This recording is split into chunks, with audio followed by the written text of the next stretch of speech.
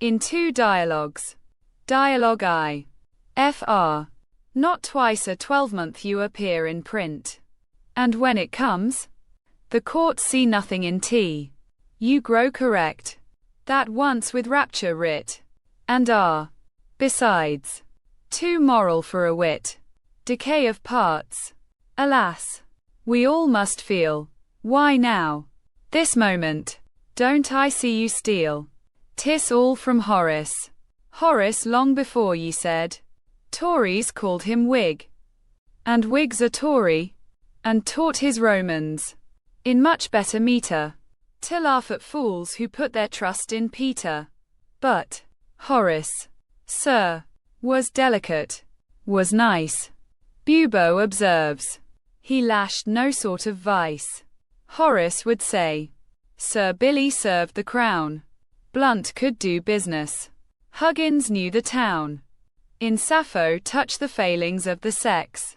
In reverend bishops note some small neglects. And own, the Spaniard did a waggish thing, who cropped our ears, and sent them to the king. His sly, polite, insinuating style could please at court, and make Augustus smile. An artful manager, that crept between his friend and shame, and was a kind of screen.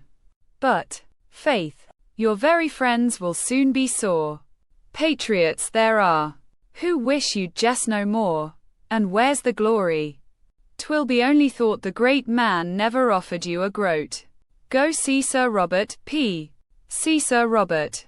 And never laugh, for all my life to come. Seen him I have, but in his happier hour of social pleasure, ill exchanged for power. Seen him, uncumbered with the venal tribe, smile without art, and win without a bribe. Would he oblige me? Let me only find he does not think me what he thinks mankind. Come, at all I laugh he laughs. No doubt, the only difference is, I dare laugh out.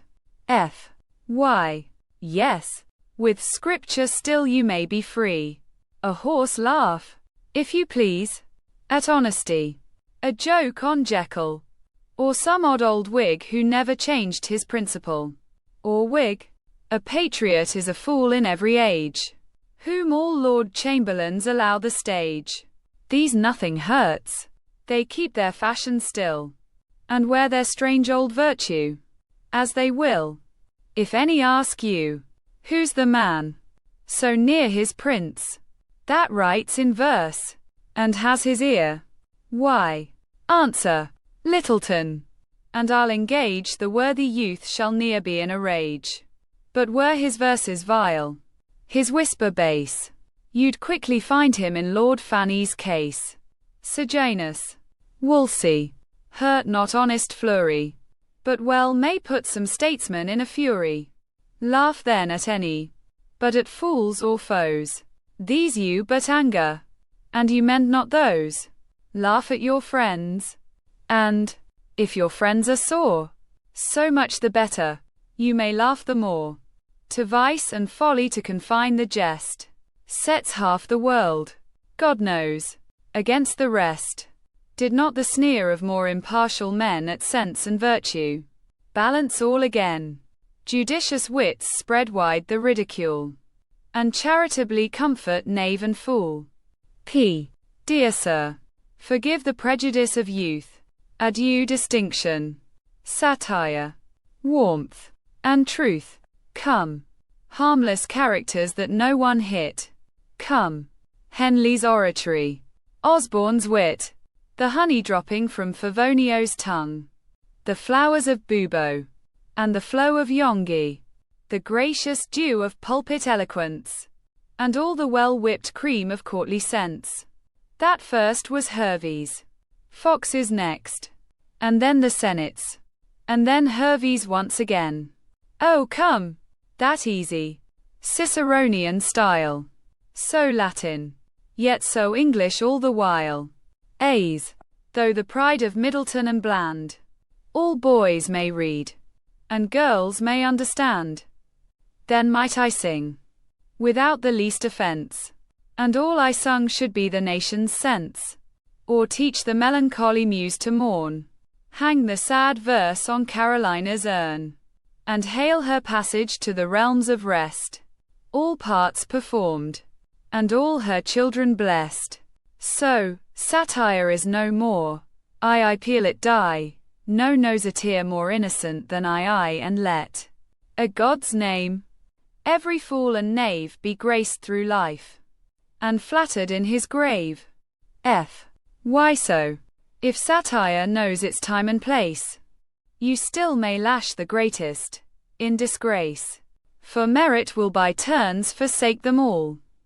Would you know when exactly when they fall?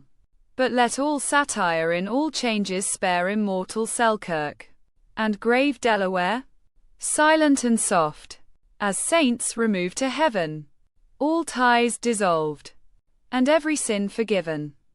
These may some gentle ministerial wing receive, and place forever near a king, there, where no passion, pride, or shame transport, lulled with the sweet nepenthe of a court, there, where no fathers, brothers, friends disgrace once break their rest, or stir them from their place,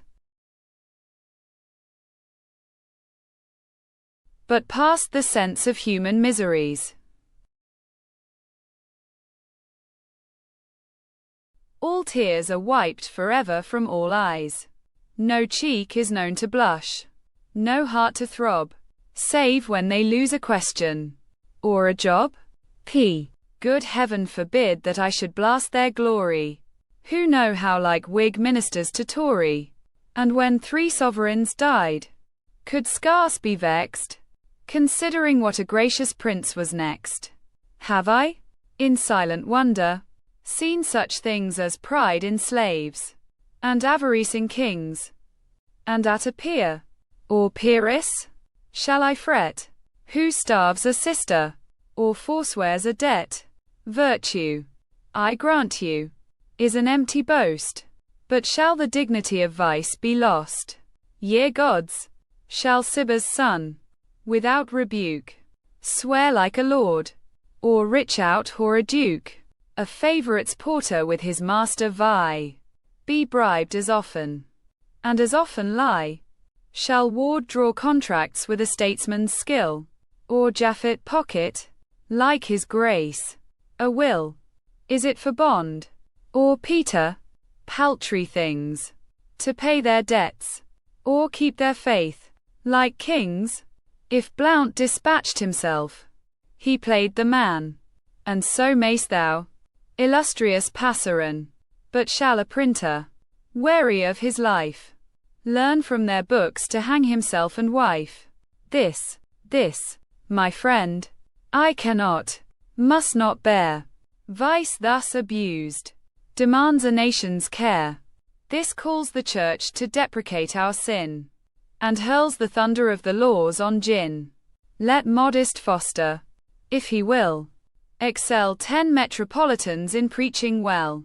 A simple Quaker, or a Quaker's wife, outdo Landaff in doctrine, yea, in life. Let humble Allen, with an awkward shame, do good by stealth, and blush to find it fame. Virtue may choose the high or low degree, 'tis just alike to virtue. And to me, dwell in a monk, or light upon a king, she's still the same beloved, contented thing. Vice is undone, if she forgets her birth, and stoops from angels to the dregs of earth. But 'tis the fall degrades her to a whore. Let greatness own her, and she's mean no more. Her birth, her beauty, crowds and courts confess, chaste matrons praise her, and grave bishops bless. In golden chains the willing world she draws, and hers the gospel is, and hers the laws. Mounts the tribunal, lifts her scarlet head, and sees pale virtue carted in her stead. Lo, at the wheels of her triumphal car, old England's genius, rough with many a scar, dragged in the dust, his arms hang idly round, His flag inverted trails along the ground. Our youth, all liveried o'er with foreign gold. Before her dance, behind her, crawl the old. See thronging millions to the pagod run, and offer country, parent, wife, or son. Hear her black trumpet through the land proclaim, that not to be corrupted is the shame. In soldier, churchman, patriot, man in power, 'tis avarice all. Ambition is no more. See, all our nobles begging to be slaves. See, all our fools aspiring to be knaves. The wit of cheats, the courage of a whore, are what 10,000 envy and adore. All look up with reverential awe at crimes that 'scape or triumph o'er the law, while truth, worth, wisdom, daily they decry. Nothing is sacred now but villainy. Yet may this verse, if such a verse remain, show there was one who held it in disdain. Dialogue 2. Fr. 'Tis all a libel, Paxton. Sir, will say. P. Not yet, my friend. Tomorrow. Faith, it may. And for that very cause I print today. How should I fret to mangle every line, in reverence to the sins of 39? Vice with such giant strides comes on amain. Invention strives to be before in vain. Feign what I will, and paint it here so strong. Some rising genius sins up to my song. F. Yet none but you by name the guilty lash. Evan Guthrie saves half Newgate by a dash. Spare then the person, and expose the vice. P. How? Sir, not damn the sharper, but the dice? Come on then. Satire. General. Unconfined. Spread thy broad wing, and souse on all the kind. Ye statesmen. Priests. Of one religion all. Ye tradesmen. Vile. In army, court, or hall. Ye reverend atheists. F. Scandal. Name them. Who? P. Why, that's the thing you bid me not to do. Who starved a sister? Who forswore a debt I never named? The town's inquiring yet. The poisoning dame. F. You mean P. I don't. F. You do. P. C. Now I keep the secret, and not you. The bribing statesman. F. Hold. Too high you go. P. The bribed elector. F. There you stoop too low. P. I fain would please you, if I knew with what. Tell me, which knave is lawful game, which not? Must great offenders, once escape the crown, like royal hearts, be never more run down? Admit, your law to spare the night requires. As beasts of nature may we hunt the squires? Suppose I censure, you know what I mean, to save a bishop. May I name a dean? F. A dean? Sir, no. His fortune is not made. You hurt a man that's rising in the trade. P. If not the tradesman who set up today, much less the prentice who tomorrow may. Down, down. Proud satire. Though a realm be spoiled, arraign no mightier thief than wretched wild. Or, if a court or country's made a job, go drench a pickpocket, and join the mob. But, sir, I beg you, for the love of vice, the matter's weighty. Pray consider twice. Have you less pity for the needy cheat, the poor and friendless villain, than the great? Alas! The small discredit of a bribe scarce hurts the lawyer, but undoes the scribe. Then better, sure, it charity becomes to tax directors, who, thank God, have plums. Still better, ministers. Or, if the thing may pinch even there, why lay it on a king? F. Stop, stop. P. Must satire, then, nor rise nor fall, speak out, and bid me blame no rogues at all. F. Yes, strike that wild, I'll justify the blow. P. Strike. Why, the man was hanged 10 years ago. Who now that obsolete example fears? Evan Peter trembles only for his ears. F. What? Always Peter. Peter thinks you mad. You make men desperate if they once are bad. Else might he take to virtue some years hence. P. As Selkirk, if he lives, will love the prince. F. Strange spleen to Selkirk. P. Do I wrong the man? God knows. I praise a courtier where I can. When I confess, there is who feels for fame, and melts to goodness. Need I Scarborough name? Pleased, let me own, in Esher's peaceful grove, where Kent and nature vie for Pelham's love. The scene, the master, opening to my view. I sit and dream I see my crags anew. Even in a bishop I can spy desert. Secker is decent. Rundle has a heart. Manners with candor to Benson given. To Berkeley, every virtue under heaven. But does the court a worthy man remove? That instant, I declare, he has my love. I shun his zenith, court his mild decline. Thus Somers once, and Halifax, were mine. Oft, in the clear, still mirror of retreat, I studied Shrewsbury, the wise and great, Carleton's calm sense, and Stanhope's noble flame, compared, and knew their generous end the same. How pleasing Atterbury's softer hour! How shined the soul, unconquered in the tower! How can I Pulteney, Chesterfield, forget, while Roman spirit charms, and Attic wit, Argyle, the state's whole thunder born to wield, and shake alike the Senate and the field? Or Wyndham, just to freedom and the throne, the master of our passions, and his own names, which I long have loved, nor loved in vain, ranked with their friends, not numbered with their train. And if yet higher the proud list should end, still let me say, no follower, but a friend. Yet think not friendship only prompts my lays. I follow virtue, where she shines. I praise, point she to priest or elder, Whig or Tory, or round a Quaker's beaver cast a glory. I never, to my sorrow I declare, dined with the man of Ross, or my Lord Mayor. Some, in their choice of friends, nay, look not grave. 100 have still a secret bias to a knave.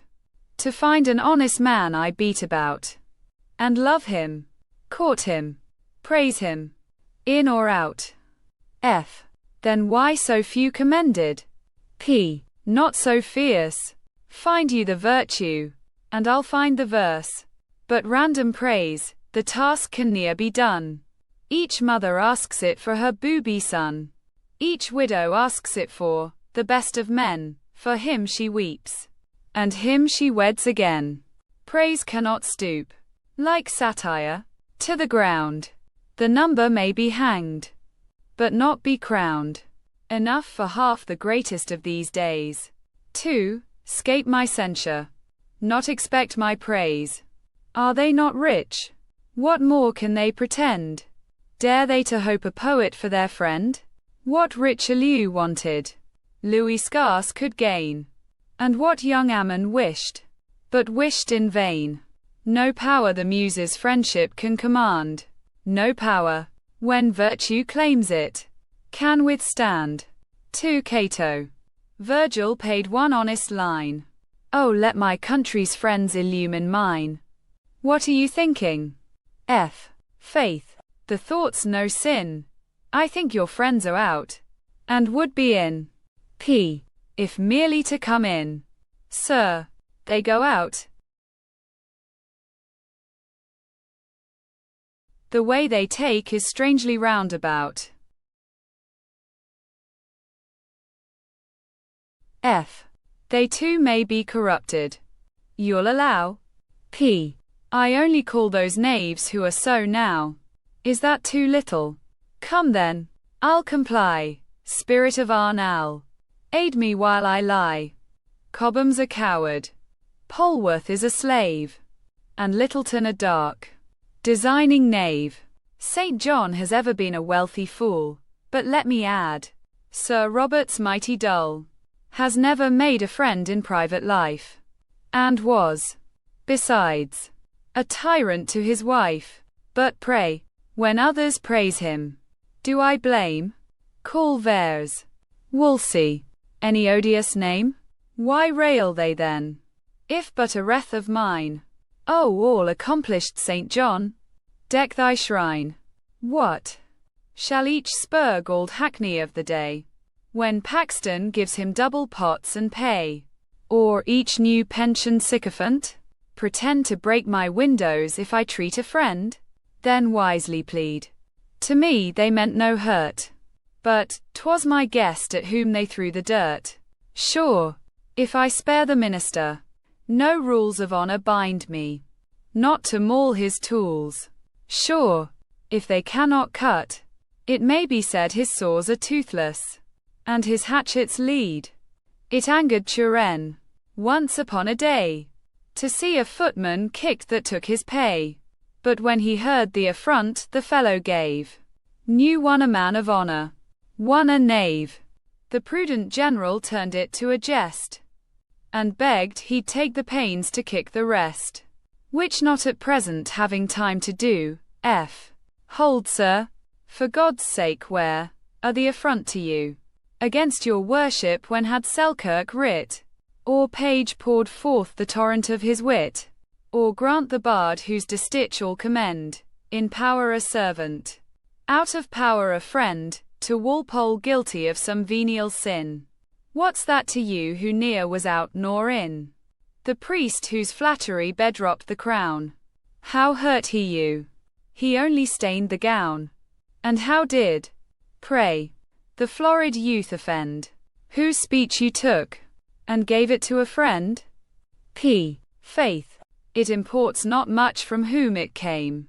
Whoever borrowed could not be to blame, since the whole house did afterwards the same. Let courtly wits to wits afford supply, as hog to hog in huts of Westphalia. If one, through nature's bounty, or his lord's, has what the frugal, dirty soil affords, from him the next receives it, thick or thin, as pure a mess almost as it came in. The blessed benefit, not there confined, drops to the third, who nuzzles close behind. From tail to mouth, they feed and they carouse. The last full fairly gives it to the house. F. This filthy simile, this beastly line quite turns my stomach. P. So does flattery mine, and all your courtly civic cats can vent. Perfume to you, to me is excrement. But hear me further, Japhet. 'Tis agreed, writ not, and Charters scarce could write or read, in all the courts of Pindus guiltless quite.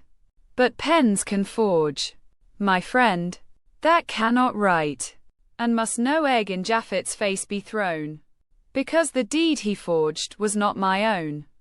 Must never patriot then declaim at gin, unless, good man, he has been fairly in.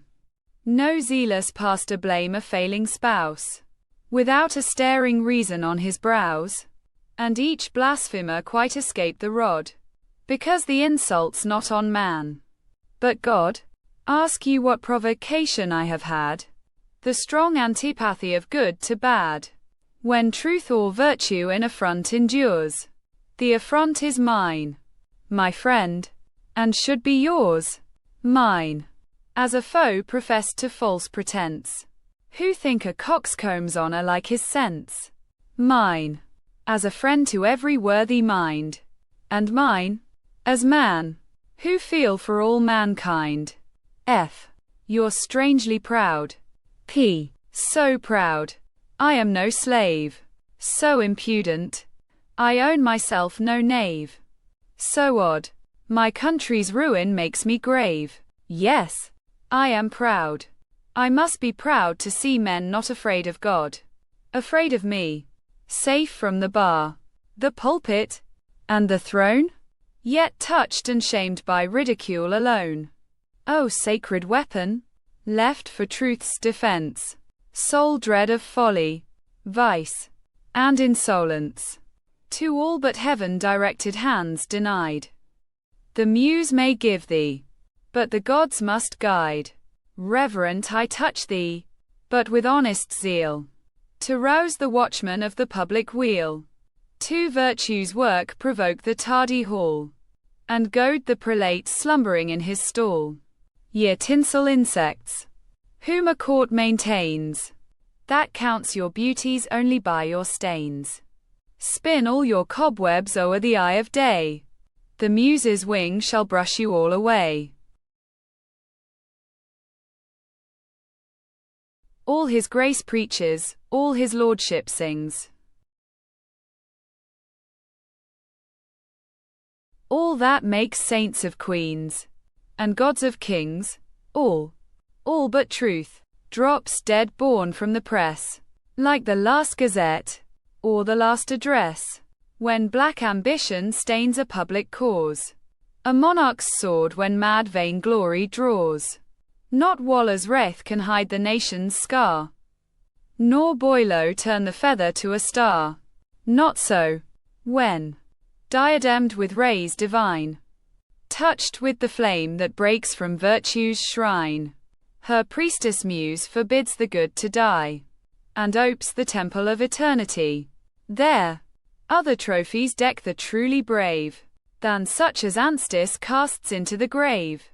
Far other stars than, and, where, and may descend to Mordington from stair, such as on Hough's unsullied meter shine, or beam, good Digby, from a heart like thine. Let envy howl, while heaven's whole chorus sings, and bark at honor not conferred by kings. Let flattery sickening see the incense rise, sweet to the world, and grateful to the skies. Truth guards the poet, sanctifies the line, and makes immortal verse as mean as mine. Yes, the last pen for freedom let me draw, when truth stands trembling on the edge of law. Here, last of Britons, let your names be read, a none living. Let me praise the dead, and for that cause which made your fathers shine, fall by the votes of their degenerate line. Alas, alas, pray end what you began, and write next winter more essays on man.